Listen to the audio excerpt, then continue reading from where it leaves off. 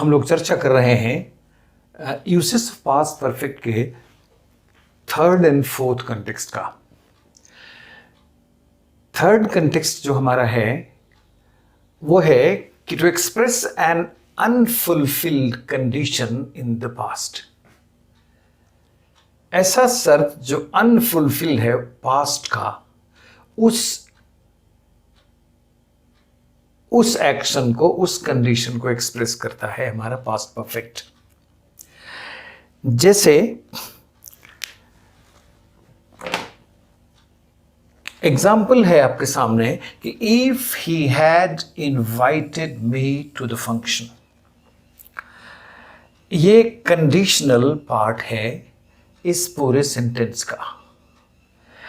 I would have accepted it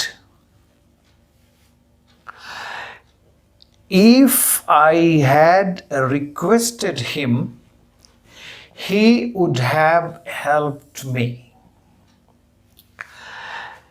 Had the driver been careful, the accident would not have happened. अब इसको जरा हम लोग समझने की कोशिश करें।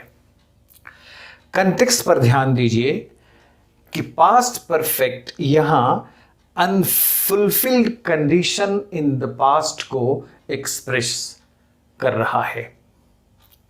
अब ये अनफुलफिल्ड कंडीशन कैसे है इसको भी जरा समझिए। ये पंक्ति है कि if he had invited me to the function, अगर फंक्शन में उसने मुझे आमंत्रित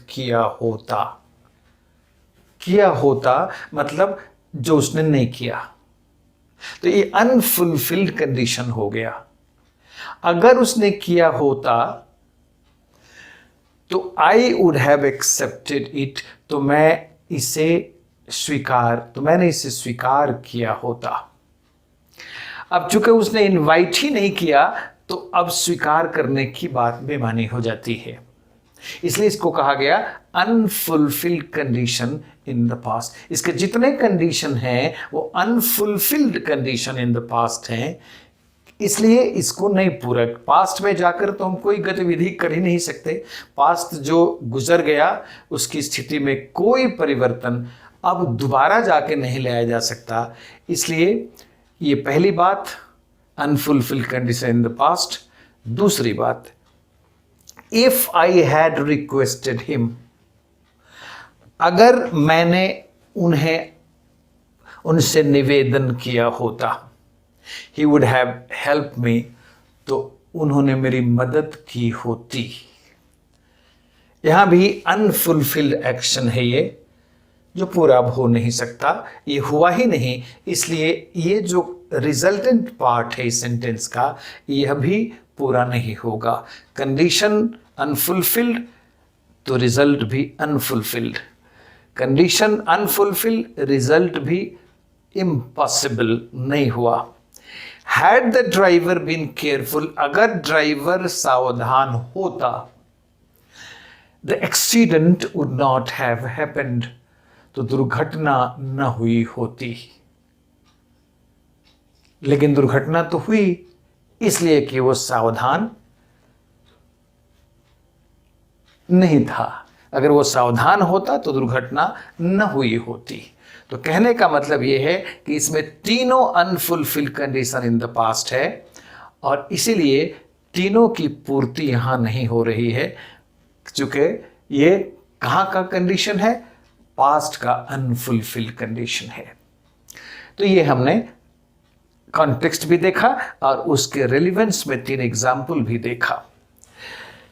ये हमारा थर्ड कंटेक्स्ट हुआ। फोर्थ कंटेक्स्ट पर जरा हम लोग ध्यान दें, वो है कि to express an action which contains the words already, before, till, since and never.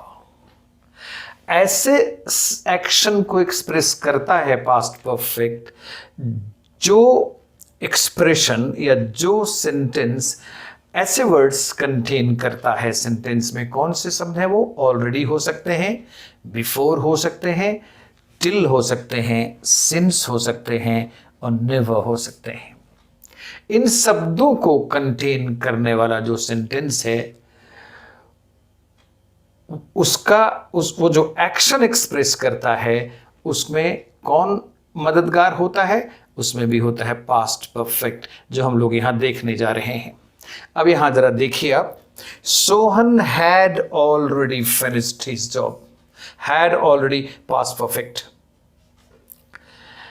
I had never been to Goa before, past perfect. My grandfather had not traveled by train till then, past perfect. तो इस तरह से ये तीनों sentence past perfect का है। और ये तीनों सेंटेंस कर क्या रहा है यहाँ? तो यहाँ वो कर रहा है कि ऐसे एक्शन को एक्सप्रेस करता है, ऐसे सेंटेंस के द्वारा ऐसे एक्शन को करता है जो सेंटेंस हमारा पास्ट परफेक्ट का है। Sohan had already finished his job, already है यहाँ। आई हैड नेवर है यहाँ, and I hadn't travelled by train till then, till का प्रयोग हुआ है हमारा। इस तरह से हम लोगों ने नेवर, बिफोर, ऑलरेडी, टिल जैसे शब्द जो कंटेन करता है सेंटेंस, तो इस सेंटेंस के द्वारा हम ऐसे एक्शन को एक्सप्रेस करते हैं जिसमें ये सारे शब्द होते हैं। और ये कौन से सेंटेंस हैं? तो ये है पास्ट परफेक्ट के सेंटेंस। तो पास्ट कहने का मतलब ये हुआ कि पास्ट परफेक्ट के सेंटेंसेस जिसमें already, before, never, since, till जैसे शब्द होते हैं, इन शब्दों की मदद से हमारा पास्ट परफेक्ट कुछ एक्शंस को व्यक्त करता है। और यही है यूज हमारा पास्ट परफेक्ट के फोर्थ कॉन्टेक्स्ट में हम पास्ट परफेक्ट का इस्तेमाल किए हैं। तो ये दो कॉन्टेक्स्ट जो हमारा है थर्ड एंड फोर्थ, ये दोनों कॉन्टेक्स्ट के द्वारा हम लोगों ने ये जाना कि ऐसे कंडीशन को, ऐसे एक्शन को भी पास्ट परफेक्ट एक्सप्रेस करता है। इसलिए हम लोगों ने इन चीज़ों को जान लिया।